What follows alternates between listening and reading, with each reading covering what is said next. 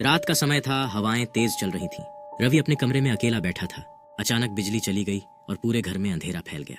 वो हमेशा से अंधेरे से डरता था। उसने मोबाइल का टॉर्च जलाने की कोशिश की, लेकिन बैटरी खत्म हो चुकी थी। उसी पल उसे महसूस हुआ कि कोई उसे देख रहा है। पहले उसने इसे नजरअंदाज किया, लेकिन दीवार पर उसे एक परछाई हिलती हुई दिखी। रवि बिस्तर से उठा और उस परछाई की तरफ बढ़ा, लेकिन जैसे जैसे वो करीब गया, परछाई और बड़ी होती गई। अब उसकी धड़कनें तेज होने लगीं।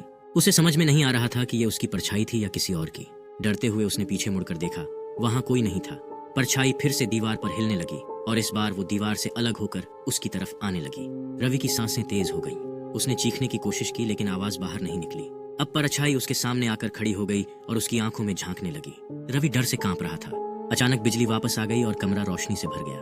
परछाई गायब हो चुकी थी, लेकिन रवि के दिल की धड़कन अब भी तेज चल रही थी और उसे अब भी लग रहा था कि वो अकेला नहीं है।